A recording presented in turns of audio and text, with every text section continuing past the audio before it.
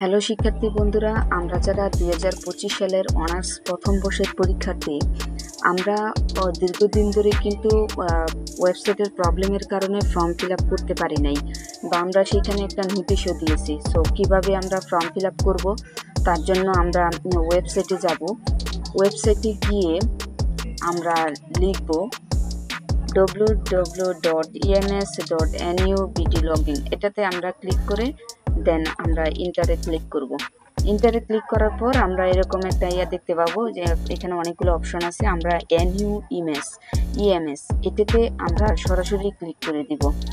So এখানে click করার পর আমরা যে দীর্ঘদিন ধরে একটা নোটিশ পেয়েছি, উপরে কিন্তু এই নোটিশটা আমরা পেয়েছিলাম যে সাময়িক সময়ের জন্য কিন্তু এটা বন্ধ ছিল কার্যক্রমটা। এখন নিচে আমরা আরেকটা নোটিশ দেখতে পাচ্ছি যে আগামী 24 জুন, মানে আজকের তারিখ 24 জুন 2025, আজকের তারিখ হইতে কি আমাদের ফর্ম ফিল আপ চালু থাকবে, মানে শুরু হবে আজকে থেকে। সো আমরা যদি এইখান থেকে ক্রস করে যদি আমরা হোমে ক্লিক করি, এটা কিন্তু আমাদের আসবে। অ্যাবাউটে যদি ক্লিক করি তাহলে কিন্তু এইখানে গিয়েও কিন্তু পসিবল না। আমরা নোটিশে যাই, নোটিশে গিয়েও কিন্তু পসিবল না। সো কোনো জায়গাতেই কিন্তু আমাদের এটা পসিবল হবে না। আমি এখানে আপনাদেরকে বলবো, যেহেতু এখানে আজকের ডেটটা দিয়েছে, সো সেক্ষেত্রে কিন্তু এটা যে কোনো টাইমেই এটা কিন্তু ওপেন করে দিবে, যে কোনো টাইমে, সেটা সকাল 10টার পর হোক কিংবা দুপুর 12টার পর হোক।